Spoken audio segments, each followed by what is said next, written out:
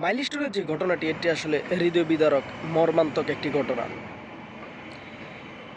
এই ঘনবসতিপূর্ণ এলাকাতে কেন বিমানের ট্রেনিং করাতে হবে, এটা জাতির প্রশ্ন।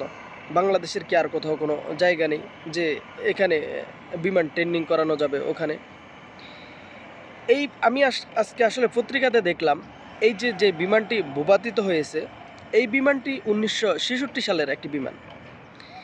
এই বিমানটি অন্য অন্য দেশ, পৃথিবীর উন্নত অনেকগুলো দেশ আসলে আরও 30-40 বছর আগে এগুলো ব্যান করে দিয়েছে তাদের আসলে দেশ থেকে চলাচলের জন্য এগুলো ব্যান করে দিয়েছে, কারণ এগুলো অনেক পুরনো টেকনোলজি, 1966 সালের টেকনোলজি। এই বিমান দিয়ে এখনও বাংলাদেশে প্রশিক্ষণ করানো হয়। এটা জাতির প্রশ্ন। 18 কোটি 20 কোটি দেশে মানুষের একটি দেশ, সেখানে আসলে টাকা বাঁচিয়ে লাভ কি? এতগুলো তাজা প্রাণ, এতগুলো কোমল শিশু একদিনে আসলে মৃত্যুবরণ করলো, এটা জাতির জন্য দুঃখজনক।